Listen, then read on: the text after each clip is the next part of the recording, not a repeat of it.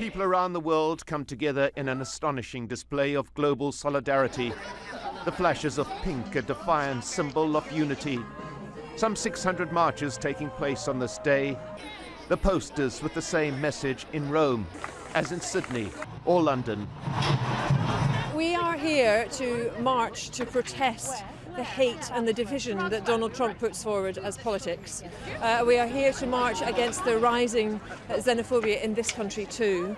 We are here to march against the normalisation of racism and misogyny and sexism. It started as a Women's Day of protest, but morphed into something even greater, drawing in all sexes and races from all walks of life, giving voice to a deep sense of discontent and fear of what a Trump presidency means not just to the US, but to the world.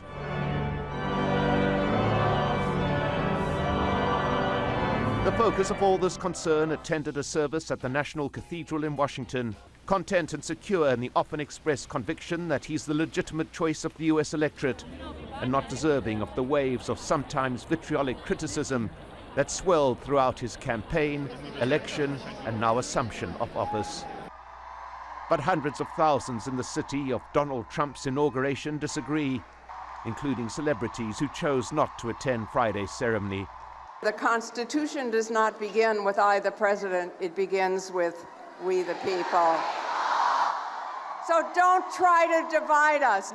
As well as those who would describe themselves as ordinary folk, swayed not by political conviction, but by human concern. We're really coming to Washington to say, listen, not on our watch. It won't happen. We won't roll back our rights. You will not oppress us, and we will stand up.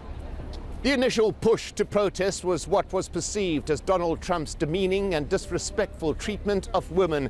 But these marches have grown into so much more. They're giving a united voice to those who feel discriminated against, ignored, or excluded by those wielding political and economic power. The feeling shared in other US cities, like Chicago, and thousands more in the streets of Boston, and across the continent in Los Angeles. While in Washington the numbers were so great that organizers had to turn what was to be a march into a rally. And whether or not the voices are heard, no one can dispute that they've been raised. Mike Hanna, Al Jazeera, Washington.